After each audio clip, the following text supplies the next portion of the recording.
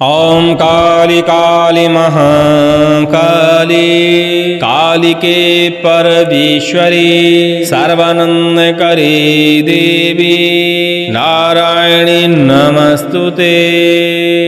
सभी को जय श्री राम, जय हनुमान जी महाराज की। हमारे इस चैनल में आपका बहुत बहुत स्वागत है। और इस चैनल पे हम औषधियों के संबंध में, मंत्रोपचार के संबंध में और बहुत सारे ऐसे तंत्र हैं जो गुप्त रखे जाते हैं, उन तंत्रों के बारे में चर्चा करते हैं। ठीक है, आज हम आपको माता काली का एक शक्तिशाली मंत्र है जो शत्रु विनाशक मंत्र है। यदि इस मंत्र से आपने अपने शत्रु के ऊपर प्रयोग कर दिया तो शत्रु की बुद्धि विकृत हो जाती है, शत्रु अपने आप को क्षति पहुंचाने लगते हैं, उनकी बुद्धि कार्य करना टोटल बंद कर देती है। ठीक है, और धीरे धीरे शत्रु समाप्त होने लगते हैं। यह मंत्र विद्वेषण करता है, शत्रुओं का समन करता है, शत्रु की बुद्धि का भंजन कर देता है।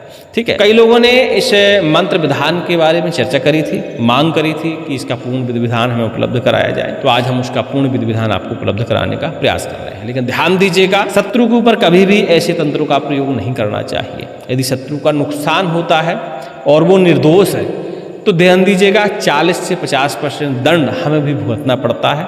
इस चीज़ का आपको पहले ही ध्यान दे लेना है। यदि वास्तविकता में आपको लगता है कि आपका शत्रु आपको प्रताड़ित करता है, तंत्र मंत्र टोने टुटके का प्रहार करता है, तो भैया आप अपनी इच्छा से प्रयोग कर सकते हैं, उसमें हमारा कोई दोष नहीं माना जाएगा। क्योंकि जो दंड मिलेगा वो आपको मिलेगा। हमारा काम है चेतावनी देना, सलाह देना और विधि विधान बताना। क्योंकि विधि विधान तो हम ज्ञान हेतु बताते हैं ताकि कुछ चीज़ें लुप्त ना हो जाएं और आगे भी ये किसी के काम आ सकें। जरूरी नहीं है कि शत्रुनाशक मंत्र है तो शत्रु के ऊपर ही प्रभावशील होते हैं। जितने भी शत्रुनाशक मंत्र होते हैं वो भूत प्रेत बाधाओं के ऊपर भी प्रभाव दिखाते हैं, नजर टोना टोटका पे भी प्रभाव दिखाते हैं, नकारात्मक शक्तियों के ऊपर भी प्रभाव दिखाते हैं। ठीक है, तो इन मंत्रों का चाहे तो आप सदुपयोग भी कर सकते हैं, आपके ऊपर निर्भर करता है। चलिए अब जानते हैं कि विधि विधान क्या है। आपने से ही एक जानवर होता है जंगल का, ऐसे जानवर के बारे में सुना होगा। ऐसे जानवर का आपको पंख यानी कांटा लाना है। वैसे वो कांटा ही होता है, पंख नहीं होता है। कांटा लेके आना है। लाने का कोई भी दिन हो सकता है। ठीक है, कोई भी दिन हो सकता है, आप उसे ला लीजिए। लेकिन इसका विधि विधान करने के लिए होली का दिन और कालाष्टमी का दिन अति उत्तम माना जाता है। इन दो दिनों का चुनाव करिए। जो मंत्र हम आगे आपको बताने वाले हैं, इस मंत्र का पहले ही आप 21 माला जाप कर लीजिए। छोटा सा मंत्र है, 21 माला जाप करने में 3 घंटे 4 घंटे आपको लग सकता है। ज़्यादा बड़ा मंत्र नहीं है, कुछ ही शब्दों का मंत्र है। ठीक है, तो इस मंत्र का आप जाप कर लीजिए। काली माता का एक चित्र स्थापित कर लीजिए, उनका स्नान ध्यान धूप दीप नैवेद्य के साथ पूजन करिए, उनको बलि अर्पण करिए। नींबू की बलि आप अर्पण कर सकते हैं। ठीक है, जायफल की बलि अर्पण कर सकते हैं और विशेष बलि में बरिहा यानी पेठा कद्दू की बलि आप अर्पण कर सकते हैं। पूरा विधि विधान करने के बाद सेही का जो आप कांटा लाए हैं उसको एक तरफ से आपको काट देना है, तो अंदर वो खाली निकलेगा, खोखला निकलेगा। ठीक है, इस खोखले हिस्से में आपको स्याही भरनी है। अब स्याही किस चीज की भरनी है? स्याही शमशान के कोयले की बनाकर उसमें डाल सकते हैं। ठीक है, यह अति उत्तम स्याही होती है और सामने से थोड़ा सा छेद कर दीजिएगा ताकि आप उससे लेखन कर पाएँ। तो स्याही के कांटे से आपको लेखन करना होता है। किस किस चीज़ पे आप लेखन कर सकते हैं? जो मंत्र हम आपको बताने वाले हैं, इसी मंत्र का संपूर्ण लेखन आपको लेखन करना है। आप पीपल के पत्ते पे लिख सकते हैं, बरगद के पत्ते पे लिख सकते हैं। यदि नहीं उस पर लिख रहा है आपसे तो आप सत्यानाशी के पत्ते पर भी लिख सकते हैं, आप विद्यानाशी के पत्ते पर लिख सकते हैं, काली कलेश्वर के पत्ते पर लिख सकते हैं और कुछ आपको उपलब्ध नहीं है तो भोजपत्र पर आप इस मंत्र को लिख सकते हैं। अब ध्यान दीजिएगा, इस मंत्र में एक जगह अमुक लगा हुआ है, तो अमुक जगह आपको आपके शत्रु का नाम लिखना होता है। ठीक है, और जाप करते समय भी अमुक की जगह अपने शत्रु का नाम ही आपको स्मरण करना है। बीच बीच में जो अमुक लगा है उस जगह शत्रु का नाम लेकर यदि लगातार आप जाप करते हैं तो शत्रु के ऊपर जाप करते करते ही प्रभाव दिखने लगता है, उसकी बुद्धि विकृत होने लगती है। लेकिन जो विधि विधान हम आपको बता रहे हैं, यह विधि विधान करते हैं। जिससे हमने कुछ पत्ते बताए, इनके ऊपर पूरा मंत्र लिखें, अमुक की जगह शत्रु का नाम लिखें या फिर भोजपत्र के ऊपर लिखें। तो ऐसा करने से शत्रु के ऊपर बहुत तीव्र गति से प्रहार होता है, उसकी बुद्धि पूरी तरह ही भ्रष्ट हो जाती है। मंत्र लेखन करने के बाद आपको इस मंत्र को सेही के कांटे के अंदर डाल देना है, फोल्ड करना है। पत्ता यदि फोल्ड होता है अच्छे से तो कर दीजिए, और सेही के जो कांटा आपने खोखला किया है उसी के अंदर आप डाल दीजिए। भोजपत्र तो आसानी से मोल्ड होकर डल सकता है, डल जाएगा। और सेही का कांटा का आधा टुकड़ा आपके वहाँ बचा हुआ होगा, उसको आप ढक्कन बंद कर दीजिए। चाहे तो किसी चीज़ से आप चिपका भी सकते हैं। ठीक है, इस सिंह के कांटे को आपको अपने शत्रु के घर में गाड़ना है।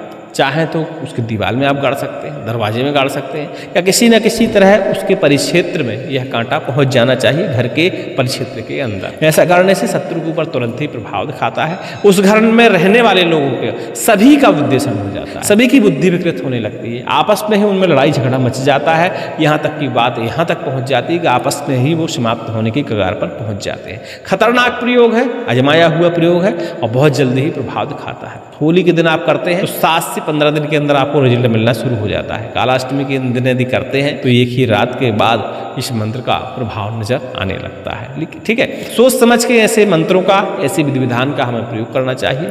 कभी भी दूसरों को क्षति पहुंचाने के लिए तंत्र मंत्र टोना टोटका का प्रयोग नहीं करना चाहिए।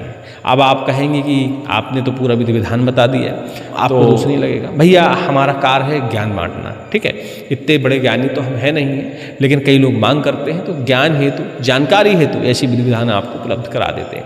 बाकी ऐसे मंत्रों का प्रयोग करने की हम सलाह कभी भी नहीं देते।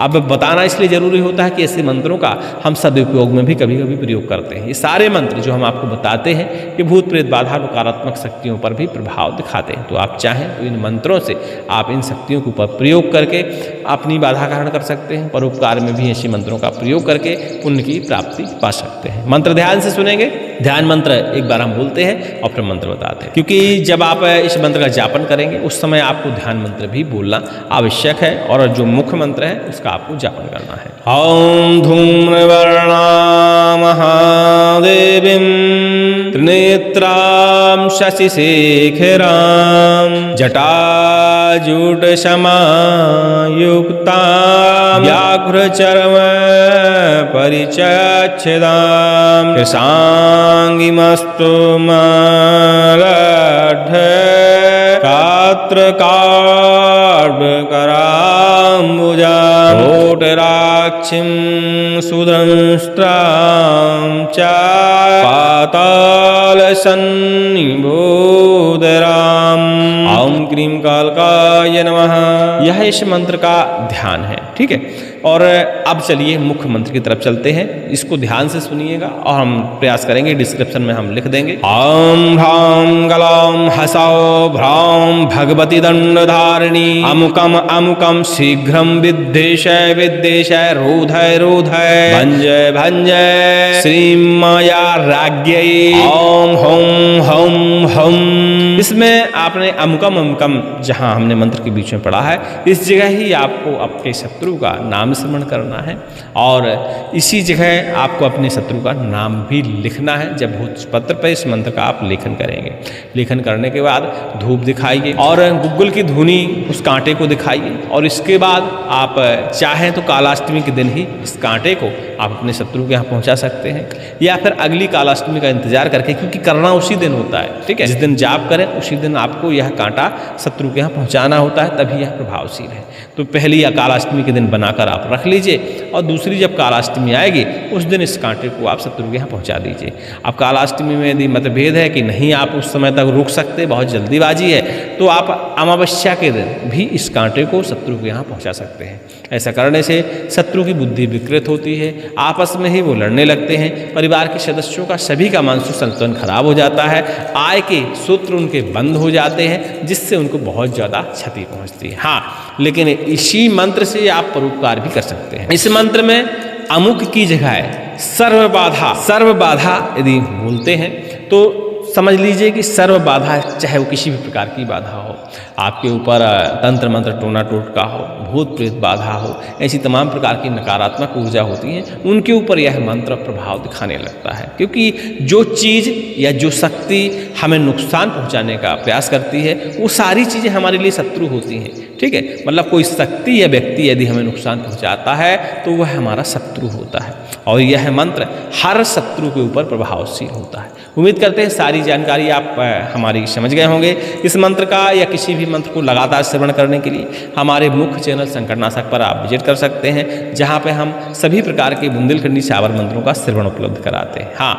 और संपूर्ण विधि विधान के लिए आप हमारा संकटनाशक चैनल नंबर 2 भी विजिट कर सकते हैं। वैसे इस मंत्र का हमने संपूर्ण विधि विधान आपको बता दिया, लेकिन शावर मंत्रों का विधि विधान जानने के लिए, खासकर बुंदेलखंडी शावर मंत्रों का विधि विधान जानने के लिए संकटनाशक चैनल नंबर 2 आप विजिट कर लीजिएगा, जहां हमारा नंबर भी आपको उपलब्ध होगा और उस नंबर पे आप 11 बजे से लेकर 2 बजे के बीच में हमसे संपर्क भी कर सकते हैं। सभी को जय श्री राम, जय हनुमान जी महाराज की। और एक चेतावनी है भैया, इस मंत्र का प्रयोग सोच समझ के करना चाहिए, क्योंकि जब शत्रु का हम नुकसान करते हैं मंत्र तंत्रों के जरिए तो 40 से 50% नुकसान हमारा ही होता है। तत्काल भले दंड न मिले, साल भर बाद मिले, लेकिन मिलना वो तय होता है। यदि हमारे मंत्र से किसी शत्रु का क्षति होता है, उसको नुकसान पहुँचता है, तो कुछ ना कुछ दंड हमें भोगना पड़ता ही है। तो ये सारी चीज़ें समझते हुए अपने विवेक से ही ऐसे मंत्रों का हमें प्रयोग करना चाहिए, और इस मंत्र से होने वाली क्षति की जिम्मेवारी आपकी स्वयं ही होनी चाहिए। आप हमको इस मामले में नहीं कह सकते, क्योंकि ये सिर्फ हमने ज्ञान हेतु बताया है, प्रयोग करने की हमने सलाह कभी ऐसे मंत्रों की नहीं दी है। जय श्री राम।